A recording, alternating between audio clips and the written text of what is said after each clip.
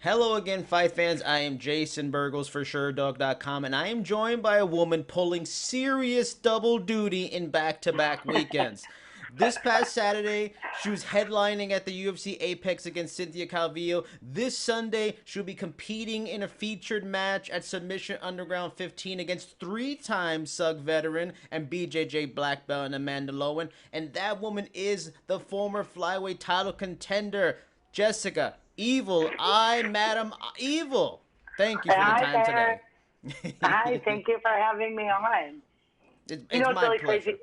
is so many people are like, dude, you're doing like back-to-back weekends. I was like, well, football players play every week. Basketball Mm-hmm. players play a couple of times a week, and I didn't take any damage in the fight outside of my lip. Like I bite through my own lip. So other than that, Wow. I just got taken down a lot. So maybe it'll be perfect time to go do a grappling match and we can really spin off from this because I'm excited to showcase my purple belt abilities, even if I didn't do a very good job in my fight. Now, I have, of course, I'm going to have a bunch of questions on Suggs, but I want to get to the fight and, ask some questions about that. Now, so before, even get into the fight itself, I wanted to get back to the weigh-in before the fight, because you seemed like absolutely terrified when you had to weigh in. Was the fear of missing weight, like, and the ridicule and all the stuff on social that you might get if you miss weight, was that one of the things? Was it because you were legitimately scared of how bad your body felt at that moment, which would be completely understandable,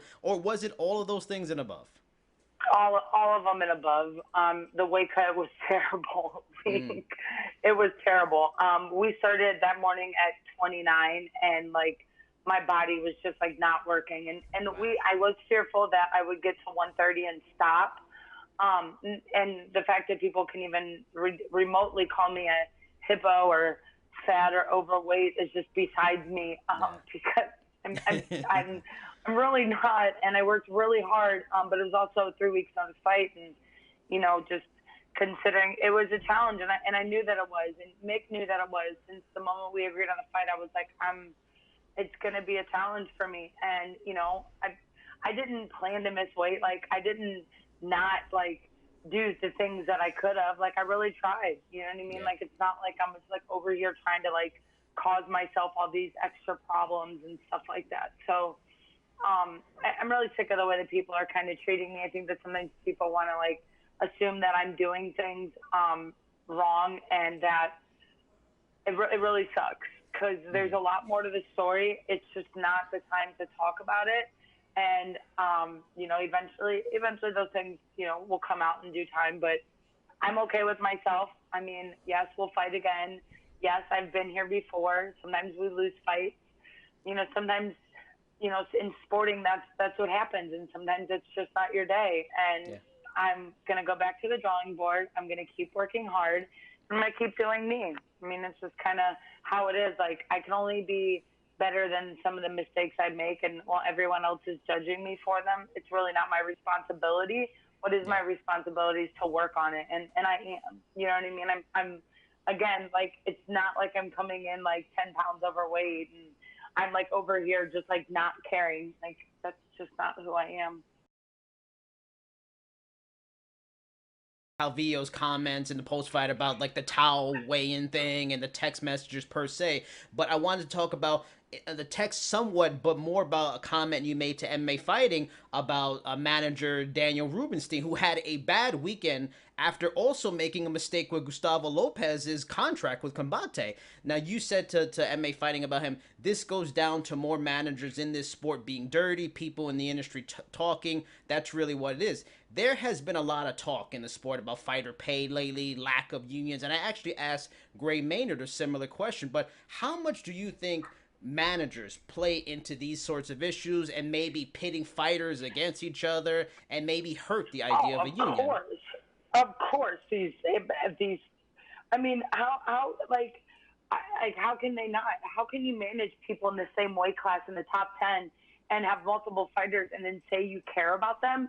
That's like that's like having five girlfriends, or five boyfriends, and you know what I mean. Being like, oh well, you're the one I care about the most. Like, excuse me, like, like so. I'm trying not to like fall victim to like some of the stuff Cynthia has yet or has since messaged me and apologized Oh, for some of the things no. that she said, and we have a mutual agreement. I've spoken nothing but highly of her. I don't need to hate people in this sport or Yeah. literally go around trashing people and doing that. That's just not my style. I don't need to do that. And if that's what other people want to do to get the headlines, I gained over 11,000 followers in a loss this past weekend, so I think I'm Wow. doing something right. I'm Yeah. I'm I'm at least inspiring people to be better, and even if it means by losing a fight, at least I'm still being impactful in that way, and I'm making myself look good. Some of these managers, I think that got into the sport just to have hobbies because they weren't fighters, and then they're not managing these people right, and they listen to what their managers tell them to say, and they don't speak for themselves. And I think that I'd like to think that's a situation where Cynthia was letting somebody else speak through her mouth, and telling her what to say. And I think that's something that comes from Danny. And I'm not I'm not sitting here trying to make a beef with him, but I don't think it's fair what he did. And I know that he called my coach because there was definitely something that he felt bad about, considering I'm friends with other of his fighters. You know what I Yeah. mean? So I will be honest in that way. I'm not being dishonest, about the things that I'm saying. You know what I mean? I don't want to get wrapped up in their bullshit. You know what I mean? It's meaningless. Yeah. There's so many other things in the world to talk about, and the positive things in fighting. We don't even know how to do that anymore. We don't even know as humanity. We don't even know how to build other people up, or let alone create a machine where people can actually work together to be better. They're Yeah. creating the hate. They're causing a lot of these feuds and stuff like that. I appreciate Ali. Ali went to bat for me on a lot of things. He gets this rap, but he's one of the good ones. And I'm starting to work with Upgraded Management, which is Dominic Reyes. It's Julian. Okay. It's Dominic Reyes's and Brian Ortega's manager, and he's just been such a breath of fresh air. And the fact that he during all this was Jess, you're so much better than that. Don't take your image with just being someone you're not, or even just running your mouth. It's just, I don't affiliate with people like that. I'll never get along with them. And on a bad day, I'd throw a drink in his face. So I mean, Now, one last question on fight, just specifics on the technical aspects of the fight. For the, were you surprised she was able to take you down 4 times and keep control on the ground at certain points? Or did you I don't see expect? the control. I don't see the control thing. I think that she held me, and I held her hand a lot of those times. And in the transitions of me moving to create different to move the position, right? The scramble would happen, and she would hit me. But there wasn't. I mean, my face is fine. You know what I mean? I don't have bruises on me Yeah. anywhere. You know what I mean? So if so I think that's something to take. But one of the biggest things that we kind of learned the most was I was so excited to fight in a quiet arena. I didn't realize that her corner the entire time wasn't talking. All they were doing was listening to Eric. And I have most recently, since moving here, learned the Dwayne Ludwig series, so the Bang series, so that the combos that were being called, she knew them by working with those guys from previously times in the past. So she Yeah. knew all the codes, she knew all the cheat codes. So she knew everything we were saying, and she was timing my kicks and my knees. She wasn't Okay. timing me on my punches because I wasn't overshooting the right hand like I have previously. I was shooting straight punches, and the both of us were, right? And it didn't help that the weight cut really did kill me. I didn't feel like myself in there. I was really sick the night before. I felt really, really crappy. It just wasn't a good day at the office. It was a bad day at the office. Broke Yeah. all my pencils. My sharpener went out. It's just kind of the way it is. And I wish I wish fighting was a little bit more forgiving in that way, and seeing the entertaining aspect of it. As Now well for as this. managers, see that part of it Yeah. too. This is entertainment. You know what I mean? People are oh, you're cringeworthy. Do you even really know me? You only see my fight persona. Yeah, I'm Yeah. not supposed to be nice. That's the gimmick. The gimmick is to be evil, right, and not nice. At least I own my gimmick. You know what I mean? To say I'm not a good person or to call me names is beyond ridiculous. It's not my responsibility to make people understand me if they're not willing to. Now, for this bout coming up for Submission Underground, this was booked a few weeks back at least, but on a competitive level, does this grappling match take on a bit more significance? Does part of you need to win even more coming up short last week, or is it more therapeutic and you want to get right back into competitive action, put on a good performance, and kind of kill the negative energy of last week?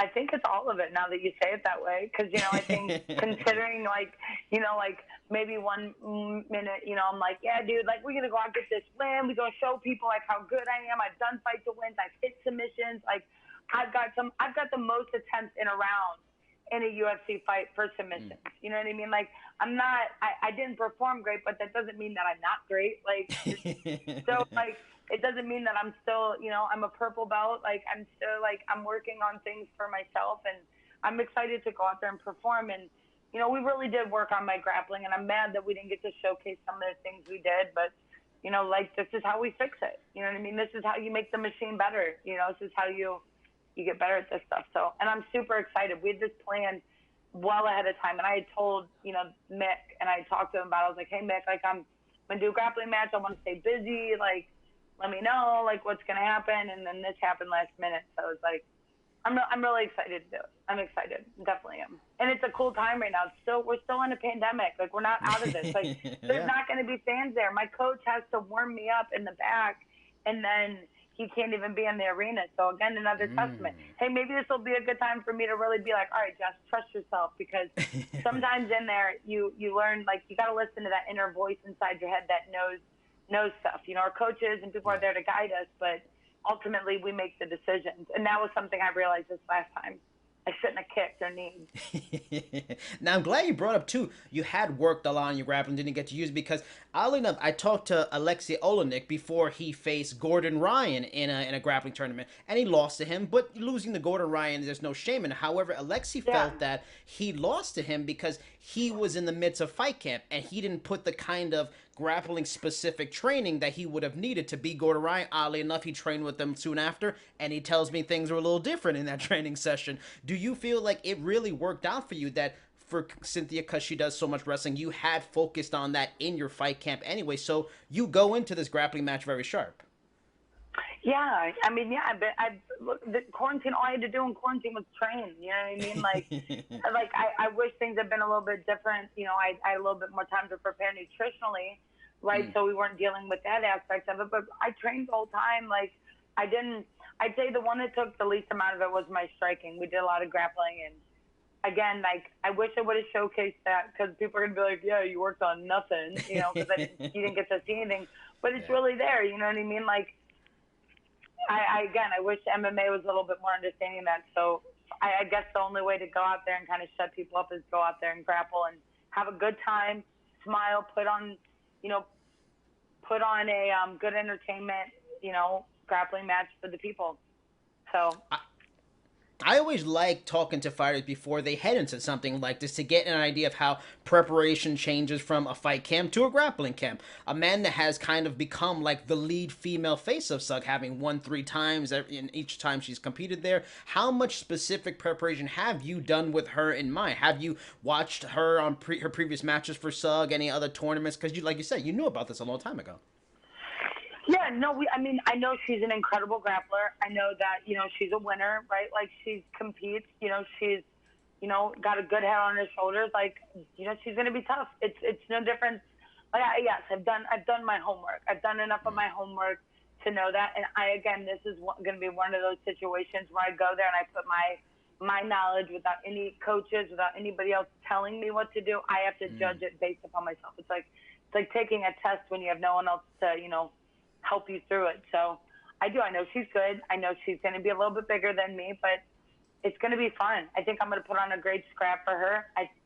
And again, I can't wait to start in this position, right, and grapple with somebody. Maybe show them how good of a wrestler I really am too. You have competed for SUG before, but it was a few years back. Going back to Amanda being like a face for the promotion, does that give you an added interest for this fight to come in here a week off of a grueling fight in the UFC and kind of knock off one of the more accomplished faces in the promotion? I mean, it would be cool. I mean, the goal is just to go out there and have fun and win. You know what I mean? And get Yeah. a submission. You know, like obviously, I want to create a relationship with grappling, companies. I'd like to do that more, right? Like it's the only thing that we can do to keep us busy. That's truly, you know, dedicated to a portion of our sport. Like we can't go box. You know what I mean? So the fact that we can go do grappling tournaments is awesome. It's going to allow us to stay busy, stay active, keep my weight low. You know what I mean? Like for the next thing, like I'm really like, I want to use momentum for myself. Like, and momentum doesn't mean just because I lost doesn't mean that there's no momentum behind me. You know what I mean? That's not how it goes. You don't just quit like that. You don't just like abandon yourself in that way. So it's kind of like my mindset for that. So, and again, she's going to be good. I'm used to going with bigger people. You know what I mean? Like, I'm ready for the challenge.